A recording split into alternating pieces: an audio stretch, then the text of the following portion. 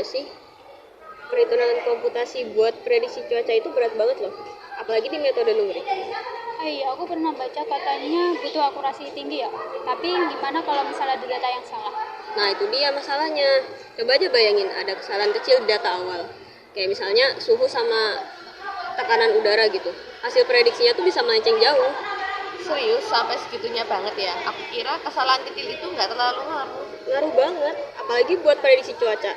Data awal itu penting banget, soalnya semua perhitungan kan berawal dari situ. Kalau misalnya salah, efeknya bisa makin besar buat prediksi di hari-hari berikutnya. Wah, jadi penting banget dong kita harus paham mengenai sensitivitas komputasi. Betul, makanya itu kita mau bahas di sini. Yuk kita mulai dari konsep dasarnya dulu. Tadi kan kita sudah membahas tentang sensitivitas komputasi. Jadi apa sih sensitivitas komputasi itu? Intinya sensitivitas komputasi itu sejauh mana hasil perhitungan dipengaruhi sama kesalahan kecil yang ada pada input atau nilai awal. Contoh paling sederhananya yaitu menghitung luas persegi. Bayangkan kita ingin menghitung luas sebuah kotak dengan panjang sisi 10 cm. Luas dari persegi yaitu sisi dikuadratkan.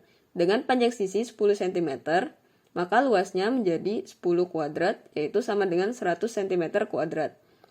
Sekarang, misalkan ada sedikit kesalahan dalam pengukuran panjang sisi. Misalnya seharusnya 10 cm, tetapi kita mengukurnya menjadi 10,1 cm. Maka luasnya menjadi 10,1 kuadrat, yaitu sama dengan 102,01 cm kuadrat. Kesalahan kecil dalam pengukuran panjang, yaitu hanya sebesar 0,1 cm, bisa menyebabkan perubahan yang cukup besar dalam luasnya, yaitu naik sebesar 2,01 cm kuadrat. Ini merupakan contoh sederhana bagaimana perubahan kecil pada input bisa menyebabkan perubahan yang lebih besar pada hasil. Nah, kan dalam metode numerik kita sering menggunakan model analitik yang melibatkan banyak hasilnya. Masalahnya, kalau data awalnya sedikit aja yang salah, kesalahan itu bisa membesar selama proses prediksi itu berlangsung. Nah, iya juga tuh. Kalau dari awal udah salah, ya kedepannya juga bakal salah. Oh, jadi sensitivitas ini tuh sangat penting banget buat memastikan hasil yang dihasilkan komputer itu tetap akurat kan, walaupun ya tetap ada ketidakpastian kecil dalam data itu. Jadi sepenting itu kan sensitivitas, kenapa sih? Ya jelas penting dong, dalam banyak aplikasi aja, kayak misal dalam prediksi cuaca, desain teknik, atau yang kita familiar deh, analisis data. Hasil yang salah itu bisa bikin masalah yang besar.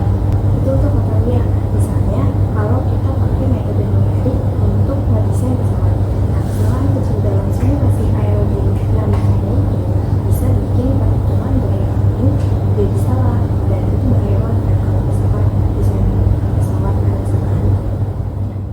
Di dalam simulasi aerodinamika, kesalahan kecil seperti pada kecepatan udara atau geometri pesawat dapat menyebabkan hasil perhitungan seperti gaya angkat dan hambatan udara melenceng. Nah, contohnya, misalkan gaya angkat dihitung dengan formula sederhana, yaitu L sama dengan setengah ρ V kuadrat SCM, di mana kepadatan udaranya adalah 1225 kg per meter kubik dan kecepatan udaranya 70 meter per second. Lalu, luas sayapnya 15 meter persegi dan koefisien liftnya 0,05. Dengan kecepatan udara 70 meter per second, hasil gaya angkat diperoleh 22.509.375 Newton. Nah, namun jika ada kesalahan kecil pada kecepatan udara, misalnya menjadi 70,5 meter per second, gaya angkatnya akan berubah menjadi 22.541.073 Newton. Nah, perbedaan 0,05 meter per second aja menyebabkan perubahan gaya angkat sebesar 32.167,73 Newton atau sebesar 14,3%. Nah, ini menunjukkan bahwa simulasi aerodinamika sangat sensitif terhadap perubahan input. ya jadi kecelakaan gitu ya. Coba deh banget hasil olah, makanya itu metode numerik harus didesain untuk meminimalkan pengaruh kesalahan kecil. Kalau modelnya nggak stabil ya hasil akhirnya bisa nggak masuk akal lah. Betul, bayangin aja kamu bikin model ramalan cuaca gitu kan, kalau datanya salah, misalnya suhu awal itu lebih tinggi 0,1 derajat Celcius, terlihat kecil kan, tapi kadang-kadang itu bukan nilai eksaknya gitu. Nanti model yang kamu buat itu bisa ngasih prediksi yang melenceng jauh dari nilai awalnya, apalagi kalau misalnya dihitung buat beberapa hari ke depan. Ya gitu deh. Oke, kan tadi sudah dibahas contoh misalnya prediksi nilai suhu dengan kesalahan 0,1 derajat Celcius. Nah, di sini sudah dibangun function and file yang bernama simulasi sensitivitas untuk mensimulasikan dampak kesalahan nilai awal pada prediksi suhu. Di sini kita masukkan dulu nilai initial temperature atau suhu awal, dimana yang eksak ini suhu awal eksaknya, terus initial temp error ini suhu awal yang ada nilai error sebesar 0,1-nya. Terus kemudian untuk hours faktor ini merupakan parameter yang mempengaruhi model simulasi. Hours ini diambil selama 24 jam dan faktor ini merupakan faktor perubahan suhu yang dimana diambil sebesar 0,05. Terus di sini dipakai RNG kembali ke default. Fungsi RNG itu buat apa ya? Oke, RNG itu kepanjangan dari Random Number Generator. Jadi dia tuh mau netapin si hasilnya itu supaya tetap reproducible. Jadi cuaca ini kan dia acak ya, kita nggak tahu kondisi sejam setelahnya itu bakal dia suhunya naik atau turun, makanya kita pakai RNG. Nah, terus selanjutnya kita bikin variabel baru, temperature exact sama temperature error, dimana kedua variabel ini digunakan untuk simulasi perubahan suhu dengan dua kondisi awal. Terus di sini juga kita bikin lagi, tapi yang di sini itu untuk menambahkan nilai awal ke hasil simulasi.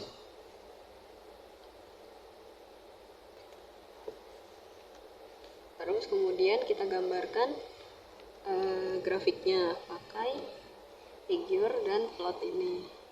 Terus karena tadi ada function, kita end dulu functionnya. Kemudian kita bikin function baru yang bernama temps. Ini untuk simulasi temperatur. Bentar. Apa tuh? Kan di atas itu udah ada function ya, tapi kenapa kok di sini ditulis lagi dan functionnya? Dan itu fungsinya itu untuk apa ya?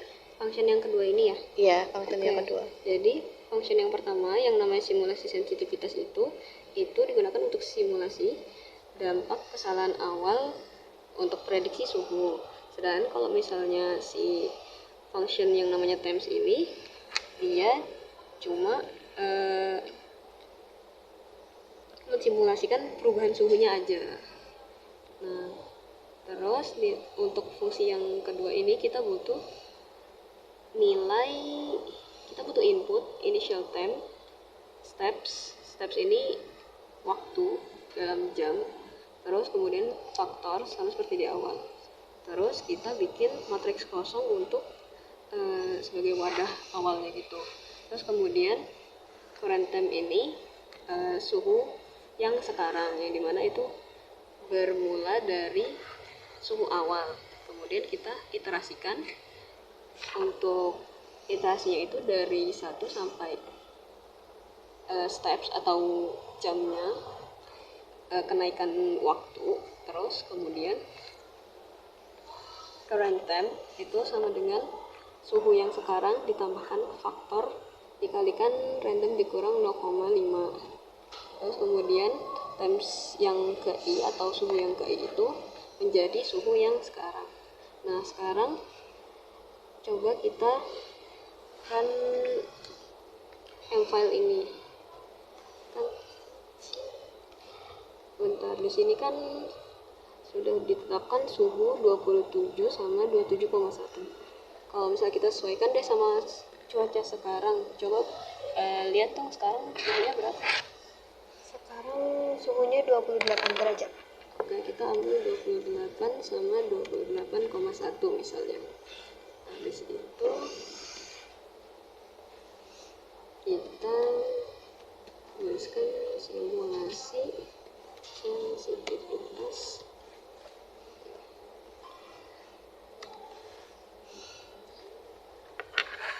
Nah, muncul grafik nih. Nah, di sini nilai eksaknya tadi suhu yang 28 derajat di sini, terus yang 28,1 di sini nih nilai awalnya kan dari 0. Terus kalau semakin bertambahnya waktu, dia semakin naik dengan fungsi yang sudah kita bangun tadi. Sedangkan yang 28,1 atau yang ada errornya tadi itu dia malah turun. Nah, ini tuh ngebuktiin bahwa kalau dengan perbedaan nilai awal yang kecil banget, yaitu cuma sebesar 0,1, itu bisa ngehasilin prediksi yang beda banget. Lihat di sini, satunya naik, yang satunya turun malah.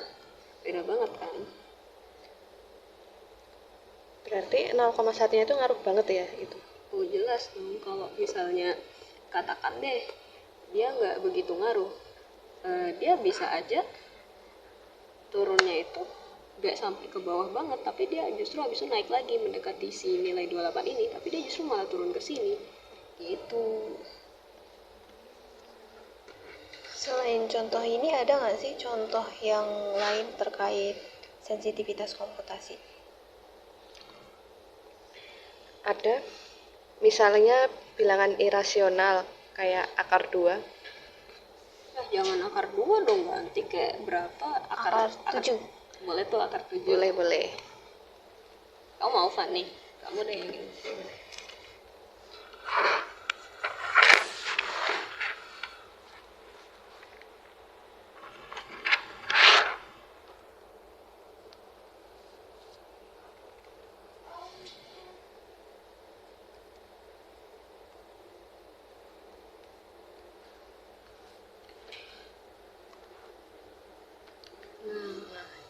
Boleh angka yang lain?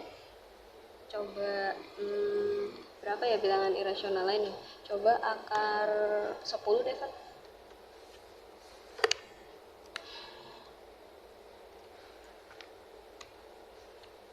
Nah, akar 10 dia hasilnya 3,1623. Menurut kalian apakah nilai akar 10 itu segitu atau itu tuh cuma pendekatan?